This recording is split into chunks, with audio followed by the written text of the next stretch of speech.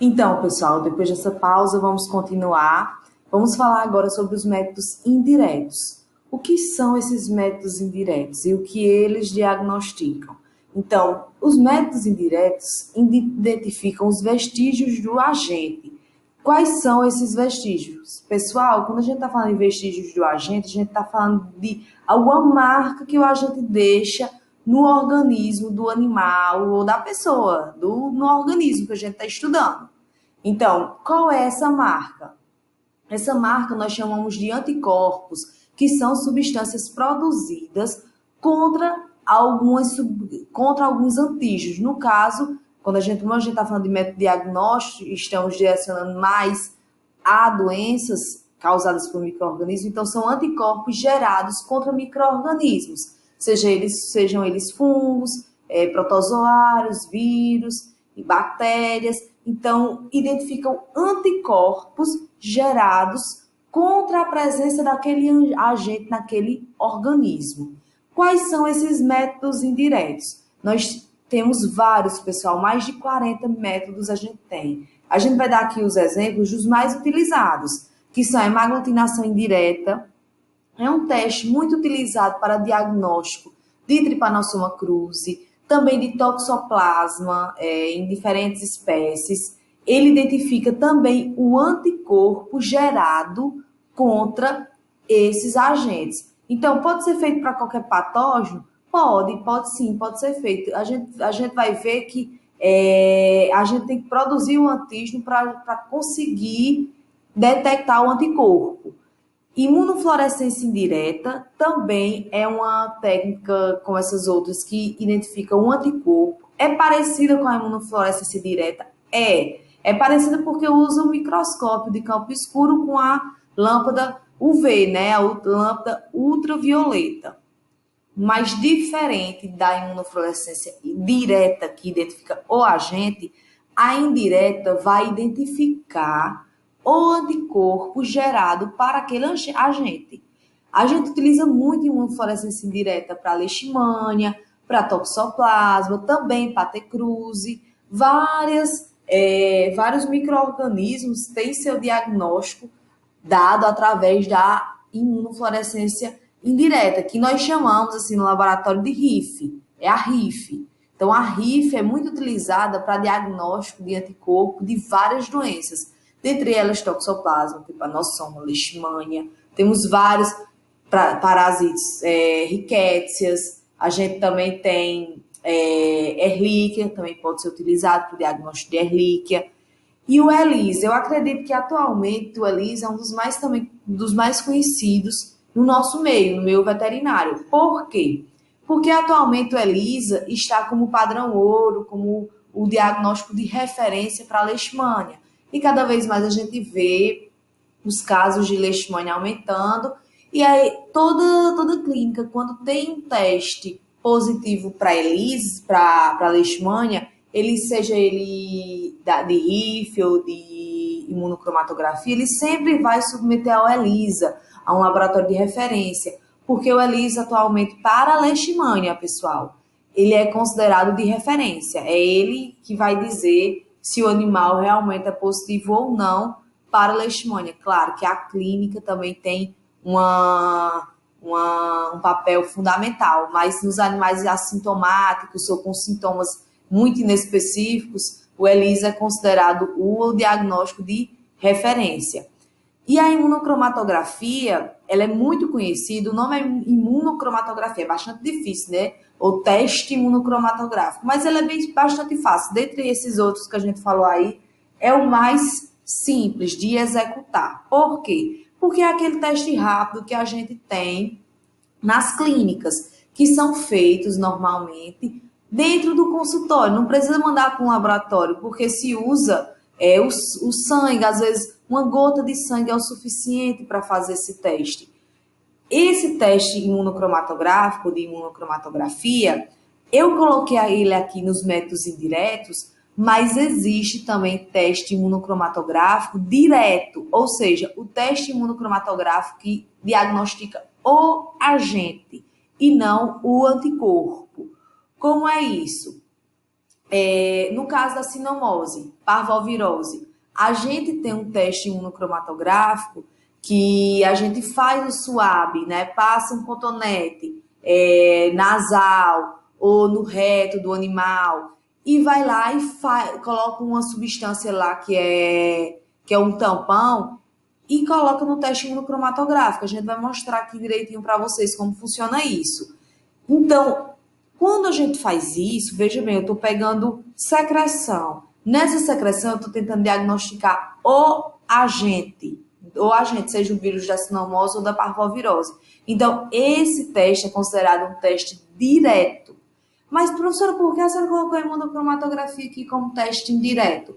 Porque quando a gente vai comparar a quantidade de teste direto que a gente tem com a quantidade de teste indireto, que diagnostica o anticorpo, a gente tem muito mais testes imunocromatográficos para a busca de anticorpos.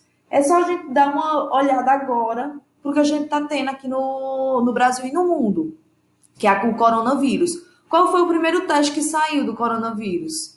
O teste de anticorpo, o teste que a gente utiliza de anticorpo, que é com a gota de sangue ou com o soro da pessoa, que vai diagnosticar IgM ou IgG. E por que não fizeram de antígeno? Bem, primeiro, eles preferiram preconizar o de anticorpo, que a meu ver foi um erro. Eles deveriam ter preconizado o de antígeno, porque nessas doenças que são extremamente agudas, o teste de anticorpo ele não é tão bom porque ele demora a responder, o organismo demora a responder, a gente vai entender já já. Num teste, numa doença aguda como essa, como a Covid, né, causada pelo coronavírus, a sinomose, a parvovirose, é mais interessante a gente utilizar um teste de antígeno, que a gente consegue diagnosticar o vírus, ou a bactéria, o patógeno que está ali correndo, está ocasionando. Por quê? Porque essas doenças têm alta transmissibilidade. Então, quanto antes a gente diagnosticar aquela pessoa, aquele animal com aquela doença, mais rápido a gente vai fazer o isolamento e diminuir a transmissibilidade dela. E por que o teste de anticorpo não é tão eficaz quando a gente fala em isolamento e transmissibilidade? A gente vai entrar agora e vai entender por quê. Esses métodos indiretos que utilizam o anticorpo ele não é produzido por nós ou pelos animais imediatamente após a infecção, pessoal. Esses anticorpos eles demoram a ser produzidos. Então, entendam, a pessoa, o animal se infectou, ele vai demorar a produzir anticorpo, mas o antígeno já está ali. Então, a gente vai ficar um período de janela, né, sem saber se está ou não aquele animal positivo muito grande. E numa doença que tem uma rápida propagação, essa janela pode ser uma coisa bastante desfavorável ao controle. Por isso que nessas doenças agudas, a gente preconiza, ou a ciência deveria preconizar, os testes diretos, como até a PCR. Né? A gente viu que o método de diagnóstico do coronavírus, o melhor é a PCR. Mas a gente já viu as limitações da PCR. Então, o melhor seria justamente um teste imunocromatográfico de antígeno. Professora, já tem agora, pessoal, acho que faz um mês ou 2 meses, que está chegando no mercado o teste de antígeno.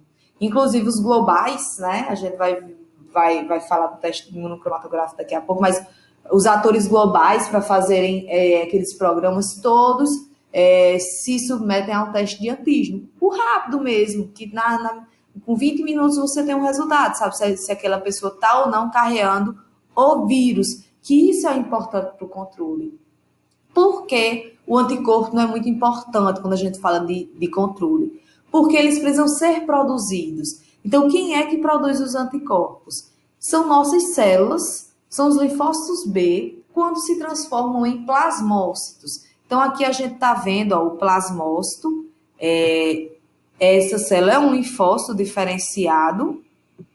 A gente vê que a diferença do linfócito B para o plasmócito é esse núcleo mais na periferia e esse citoplasma volumoso, que é justamente nesse citoplasma que vai ocorrer a produção de anticorpos. Então, a gente precisa de um tempo para que essa nossa célula, esse nosso linfócito B, produza esses anticorpos e esses anticorpos caiam na corrente sanguínea. Esses anticorpos vão nos proteger? Sim, vão nos proteger. Só que eles demoram um pouco a ser produzidos. Se eles demoram um pouco a ser produzidos, eles também vão demorar um pouco a serem detectados. E esse tempo entre produção e detecção pode ser primordial para o controle de alguma doença e para o seu diagnóstico também. Então, veja bem, pessoal, quando o animal entra em contato com algum micro-organismo, o que vai acontecer? Primeiramente, vai acontecer aquela resposta inflamatória que a gente já estudou lá em imunologia, aquelas células de imunidade inata, macrófago, neutrófilo, todos vão chegar ali. Depois de um tempo é que a gente vai ver a ativação dos linfócitos T, linfócitos B. Depois que esses linfócitos são ativados, o que vai acontecer? O linfócito B virgem vai receber sinais dos linfócitos T. Esses sinais vão fazer com que esses linfócitos se diferenciem, se multipliquem e depois se transformem em plasmócitos, que são as células efetoras que vão secretar os anticorpos no organismo, e linfócitos de memória e outros vão entrar em apoptose. O que vai ser fundamental para a gente no diagnóstico de anticorpo? Esse plasmócito aqui, pessoal, que vai secretar os anticorpos na corrente sanguínea. Isso aqui acontece nos órgãos linfóides secundários, né? Linfonodos, a medula, que é considerado um órgão linfóide primário, mas também é um órgão linfóide secundário.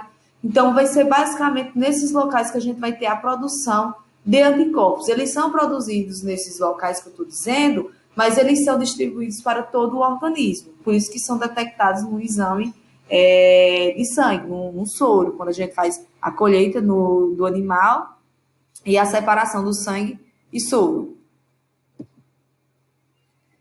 Então, quando há a produção de anticorpos, quais são essas imunoglobulinas que são produzidas?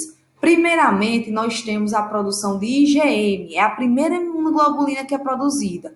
E depois é que a gente tem a produção de IgA, IgG e IgE.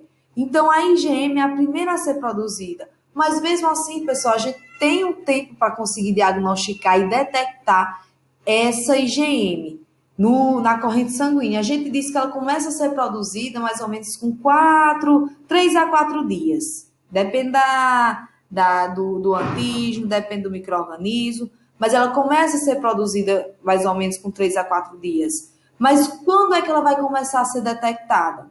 Para ela ser detectada, pessoal, é em torno de 10 dias, de 7 a 10 dias. Então, imagina aí um animal que está com suspeita de sinomose e você vai esperar esse animal gerar anticorpo para fazer a real separação dele dos demais. Então, por isso que a gente usa nessas doenças um teste de antígeno, porque você tem ali o diagnóstico do antígeno e separa logo aquele animal, deixa aquele animal separado para evitar a propagação de doenças. No caso do coronavírus, quando a gente está com suspeita do coronavírus, está com suspeita, né? A gente não tem a certeza que está com o vírus. Aí a gente tem que esperar 10 dias para fazer o teste, que é mais ou menos isso preconizado. Aí nesses 10 dias a gente fica naquela incerteza, eu tô, não tô, mas eu tive uma reação tão fraca, quase não tive febre, não perdi paladar. Então, querendo ou não, você relaxa também um pouco. Você fica pensando, talvez seja, mas também talvez não seja. E isso pode ser crucial para a propagação da doença. E ao passo que se você tá com a suspeita e faz um teste direto e você diagnostica o agente, aí não, você tira a dúvida, você está no quarto dia, teve uma febre, faz um teste e dá positivo para o coronavírus, você já vai ficar em isolamento, porque você tem certeza que você está positivo. Então, nessas doenças que são agudas, que há a possibilidade de fazer o teste direto, a gente faz o teste direto, justamente por quê? Porque as imunoglobulinas demoram a ser produzidas. Então, a IgM demora 10 dias para ser produzida, não, mas para ser detectada ela demora 10 dias. A IgG também demora um tempo. Por isso que a gente depende muito da doença, depende muito da nossa realidade, a escolha do exame para a gente fazer. Porque já se eu suspeito, ó, veja bem como muda. Se eu suspeito que eu tive, por exemplo, Zika o ano passado, ou chikungunya. Se eu vou fazer o teste direto, vai dar positivo? Não, não vai dar positivo.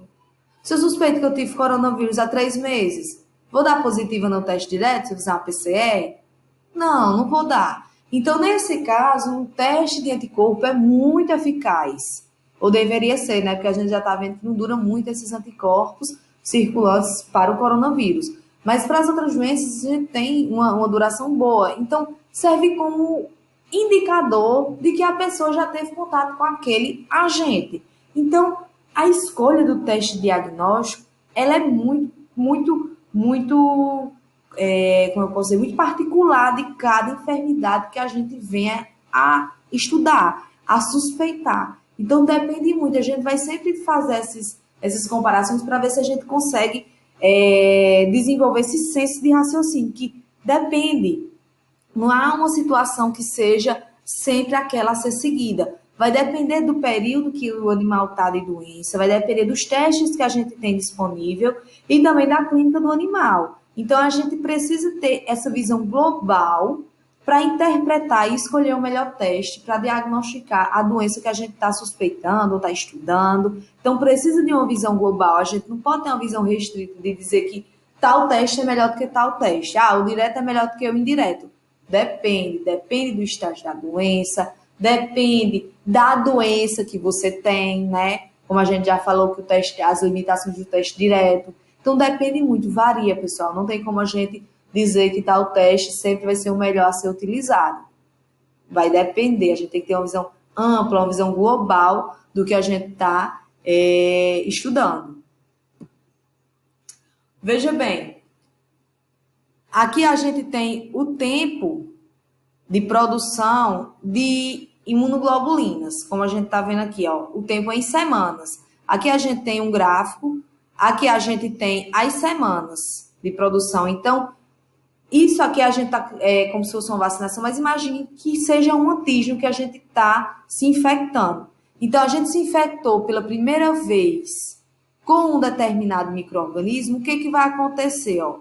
Com uma semana, entre 1 e 2 semanas, a gente vai ter o pico máximo de produção de IgM. A produção de IgG demora um pouquinho mais. A gente vai ter um pico entre 2 a 3 semanas da produção de IgG. Então, o que a gente tem? Ó? Aqui foi a inoculação, e aqui o começo da produção de anticorpos. Então, veja o tempo que a gente teve entre a infecção, entre o contato com o antígeno e a produção de anticorpos. Professora, 1 semana e meia não é muito, não. Não é muito quando a gente não está falando de uma doença que tem uma alta propagação. Quando a gente tem uma doença que tem uma alta propagação, isso aí pode ser decisivo para o controle. Como conseguem entender? Então, por isso que a gente diz que IgM é uma imunoglobulina de fase aguda. Quando você apresenta IgM, provavelmente você está com a doença no momento ou está se recuperando, se recuperou faz pouco tempo daquela doença. Vejam bem, a quantidade de IgM que é produzida e o quanto dura. Dura no máximo 2 semanas, é o normal. Claro, há variações, mas normalmente dura 2 semanas sua produção. Por isso que a gente disse que quando você está IgM positivo no teste, você está com a doença naquele momento. Ou está se recuperando está convalescendo, né? Está se recuperando daquela doença. E a IgG, quando ela dá positiva, a gente já diz o quê? Que você teve a doença e provavelmente se curou. Então, a IgG já dá a ideia de que a infecção já passou a fase do seu organismo lutar contra aquele vírus, contra aquela bactéria. E aqui é só mostrando, pessoal, o que acontece numa segunda inoculação. O que a gente vê quando você entra novamente em contato com aquele antígeno? A gente vê um pico muito mais alto de IgG, aumenta muito a quantidade de IgG que é produzida e mais rapidamente, se vocês forem ver, ó, como está esse aumento, né? Esse aumento está bem largo. E aqui não, a gente vê um aumento quase 90 graus de produção de IgG. Então, essa produção é muito mais rápida e eficaz, enquanto a produção de IgM, pessoal, é igual da primeira produção. Isso aí é só para mostrar que cada vez que nosso organismo ele é desafiado por um patógeno, pelo mesmo patógeno, se a gente é desafiado pelo mesmo patógeno 2 vezes, a segunda vez, normalmente, a produção de anticorpos é mais rápida e mais eficaz no combate a esse patógeno.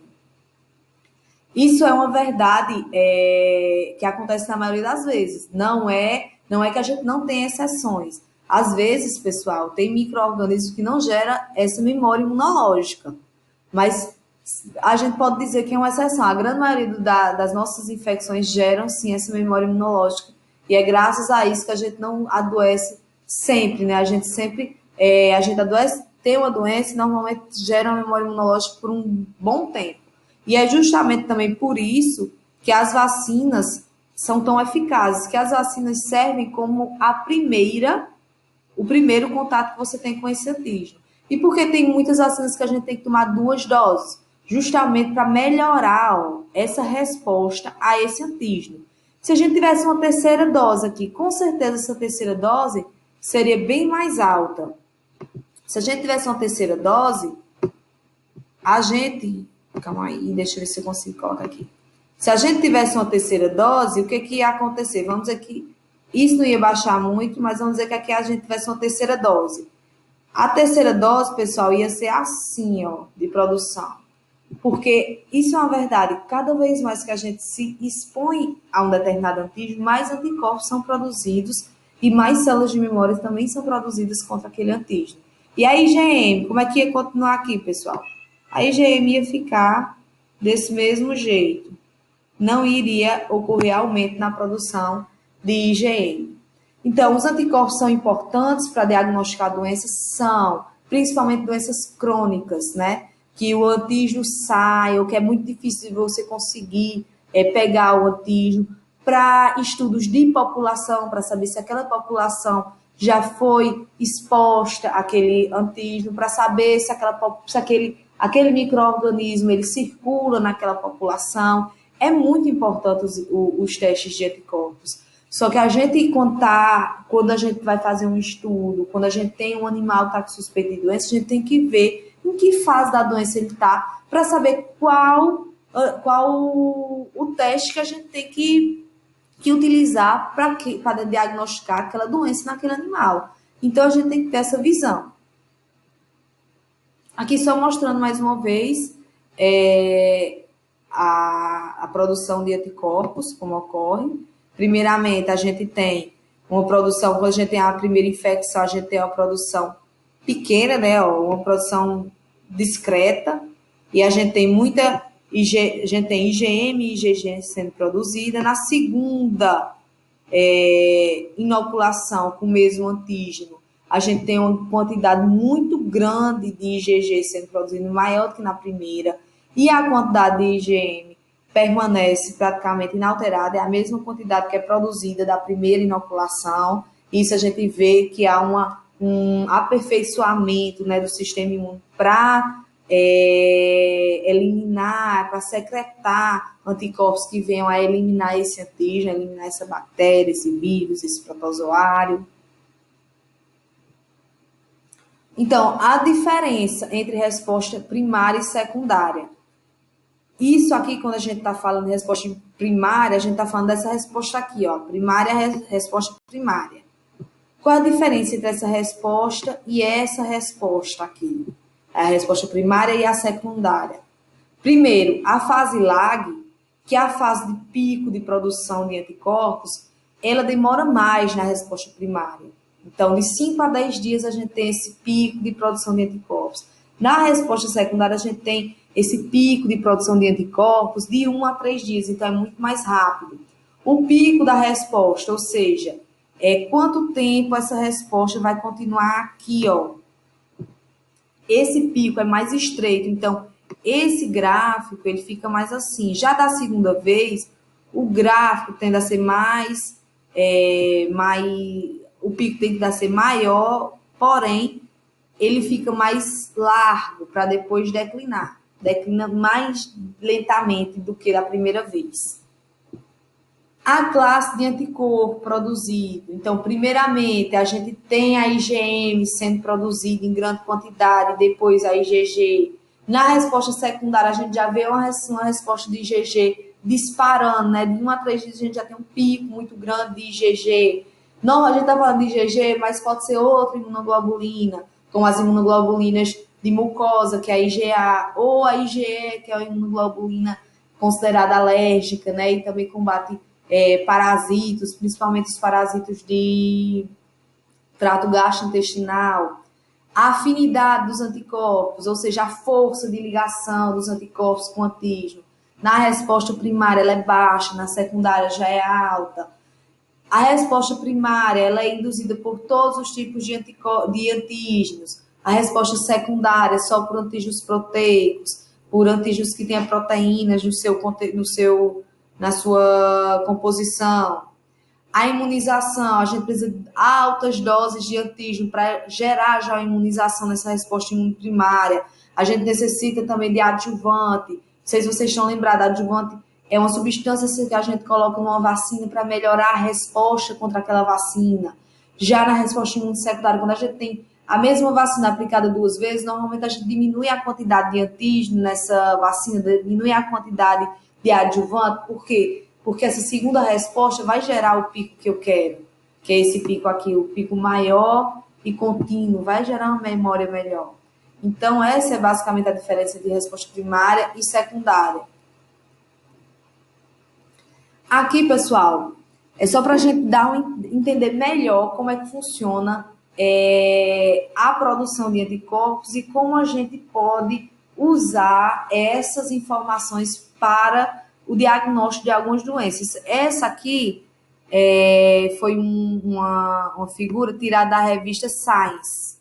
Então, aqui eles fazem um gráfico dizendo o dia de infecção da pessoa, o dia que ela começa a produzir IgM e depois o dia que ela começa a produzir IgG. Vamos ver aqui esse gráfico direitinho. Vamos lá. A pessoa se infectou aqui, né? Dia 0. Olha o tempo que ela leva. Aqui vamos dizer que é o dia 10, vamos dizer. Olha o tempo que ela leva para conseguir ser detectada a IgM dela. E muitas vezes nem é. Isso aqui é só um gráfico ilustrativo. Mas vamos ver que ela vai ser diagnosticada, ó, vai ter a IgM detectada aqui no dia 10, próximo ao dia 10. Então, a pessoa vai ficar aí, ó, até 10 dias sem saber se realmente está com coronavírus, se está com a gripe, se é uma virose, como o pessoal adora dizer, se não virose, né? Então, é uma janela muito grande que a gente tem. E se a gente faz o teste de antígeno, a gente pode aqui, ó, antes desses 10 dias, já diagnosticar. Mas esse teste de antígeno tem que ser rápido, né? A gente vê que a PCR atualmente está demorando, atualmente até que está mais rápido, né? Demora 7 dias. Mas antes, demorava 20 dias para você ter o resultado da PCR, minha gente. Então, tem que ser um teste rápido de antígeno para a gente conseguir fazer o controle eficaz dessas doenças que são rapidamente transmitidas. E aí, IgG, pessoal, se a gente usa um teste de IgG, quando é que a gente vai conseguir diagnosticar esse IgG? Ó aqui, praticamente após o 14º dia, o dia 14, ó, depois da infecção. Então, se a gente tem um teste só de IgG, então são 14 dias até você conseguir detectar IgG, e são 14 dias aquela pessoa naquela dúvida, se está ou não com coronavírus, muitas vezes sem realizar o isolamento. Então, a gente tem aqui uma janela maior ainda. A gente já tem testes, né, que faz IgM e IgG de uma vez, os testes rápidos. Mas tem teste ainda que só faz IgG. Então, a gente tem ainda pior os que só fazem IgG, que a gente tem aqui, a pessoa já está se recuperando da doença. E quando a gente tem aqui, ó, não é porque começou a produzir IgG que caiu a IgM, não. Então, a gente ainda vai ter um tempo que a gente vai ter IgG e IgM sendo produzidas. O que quer dizer isso? Quer dizer que a pessoa ainda está na fase aguda da doença, está se recuperando, ainda não passou um mês do começo da infecção, que é 28 dias até desaparecer a IgM, mas ela ainda pode estar apresentando alguns sintomas. Então, a gente tem aqui ele melhorando, se recuperando normalmente, está se recuperando da infecção. E aqui, ó, a partir de 28 dias, a gente só vai ter o quê? A IgG sendo detectada. Então, ó, esquece teste rápido, teste de antígeno, esquece IgM. Passou de um mês, você vai ter só IgG. Então, o que é interessante esse gráfico? Dependendo do tempo que você tem infecção, você tem que saber qual o teste a utilizar. O teste de antígeno, que a gente faz, ou a PCR, o teste rápido de antígeno, ele deve ser feito até quando? No caso, aqui que a gente está falando da SARS-CoV-2, né, do coronavírus. Ele tem que ser feito até quando? Até o dia 21. Depois do dia 21, eu vou conseguir exame positivo? Não. E eu não posso dizer que aquela pessoa não teve. Para eu saber se aquela pessoa teve contato, eu vou ter que fazer um teste de anticorpo. Por isso que quando a gente está estudando uma determinada doença, a gente tem que saber o tempo que aquele antígeno é eliminado por aquele animal, através de quais secreções eles são eliminados, ou em qual tecido ele está, e por quanto tempo ele está, para saber se eu posso fazer um teste direto ou o recomendado é um teste indireto.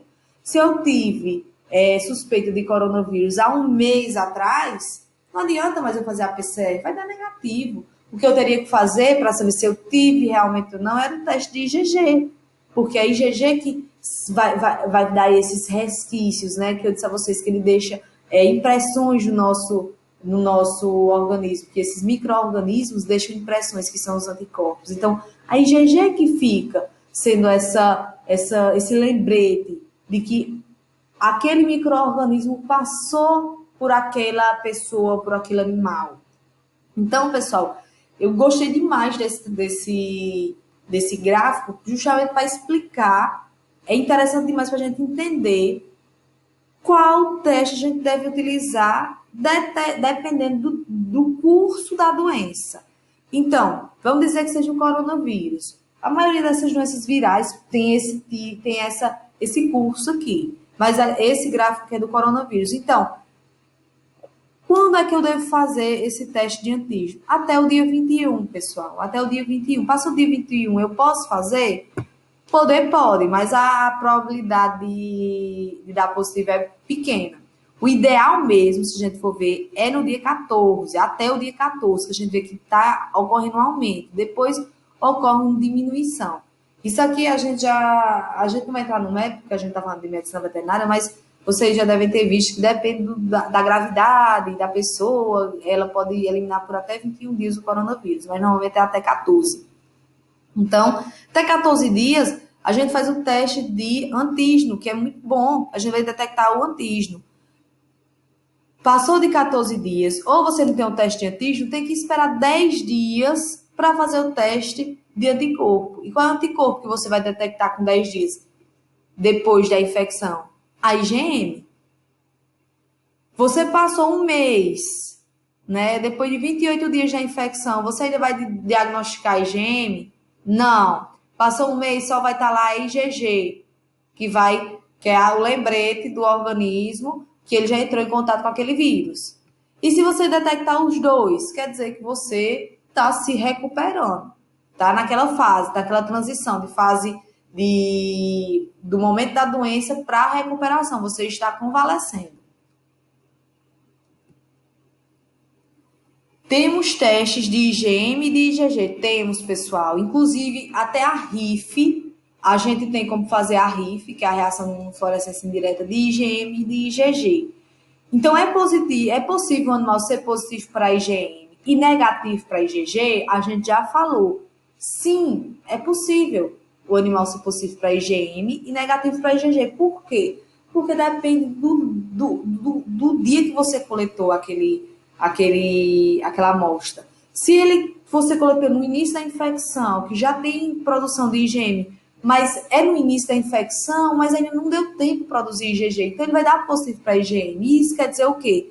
Que ele está com a doença naquele momento. Provavelmente ele está sofrendo o processo, ele entrou em contato com o antígeno há pouco tempo, então o organismo ainda está combatendo aquele micro-organismo. Então é perfeitamente possível acontecer do animal ser positivo para IgM e negativo para IgG. E o contrário, ser positivo para IgG e negativo para IgM. Também, pessoal, é totalmente possível. A gente viu aqui, ó, nesse gráfico. Vamos voltar. Tudo? Aqui, ó, é possível sim. Se a gente fizer num animal 35 dias depois da infecção, a gente vai encontrar IgM? Não, a IgM já desapareceu. Então, ele vai ser IgG positivo e IgM negativo. Isso quer dizer que ele já passou a fase aguda da doença. Ele já se recuperou da doença. Normalmente, ele já se recuperou da doença. O que a gente pode fazer é o quê? No caso de sinomose. Por exemplo, o animal, você não tem o teste rápido do animal e o animal teve uma doença parecida com sinomose, teve sinais neurológicos e ficou com algumas sequelas. Ele não veio a óbito, mas ficou com algumas sequelas. Se já passou o curso da doença, a parte de eliminação do vírus pela secreção, como é que você vai dizer que o animal realmente teve sinomose? Fazendo um teste anticorpo. Dando positivo para IgG, você pode dizer que ele teve o quadro, não tinha, né, o teste de antígeno no momento, mas através do teste de anticorpo viu-se que ele era positivo para sinomose. Então, vejam, você, dependendo do estágio da doença, o animal já se recuperou, a gente pode dar um diagnóstico depois que ele teve a doença, que é através da IgG. E ser positivo para os dois anticorpos? Sim, também é possível, pessoal. A gente viu que há um período de tempo que eles dois, tanto a IgG como a IgM, eles podem ser diagnosticados, podem ser detectados simultaneamente. E é mais ou menos entre o 14º dia e o 21º dia. Então, são 7 dias, mais ou menos, que eles dão títulos bastante altos e, ao mesmo tempo, dão concomitante. Isso aí é interessante, como eu disse a vocês, isso aqui é um gráfico falando do coronavírus, mas isso aí acontece com a grande maioria das doenças que a gente tem. Então, isso é interessante por quê? Porque mostra que já está tendo uma reação do organismo para produzir IgG, que é a imunoglobulina que protege realmente o animal, e também mostra que o animal ainda está na doença. Ele está melhorando, tá. Mas ele ainda faz pouco tempo que ele teve contato com aquele antígeno, porque a gente ainda está com IgM. Então, ainda há risco, inclusive, dele transmitir aquele patógeno, se for um patógeno transmissível, ainda há risco dele transmitir esse patógeno para outro animal. Então, pessoal, ficou claro isso? Agora nós vamos falar sobre os testes de diagnóstico.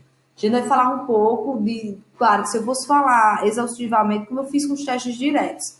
A gente vai falar também um pouco por cima para vocês entenderem como cada teste de diagnóstico serve e para que cada um serve, assim, para a gente saber quais são utilizados para qual doença e em quais situações. A gente vai falar sobre a RIF, sobre o ELISA e o teste imunocromatográfico, que são os principais que a gente tem aqui na medicina veterinária sendo utilizados atualmente. Então, vamos agora falar sobre a RIF.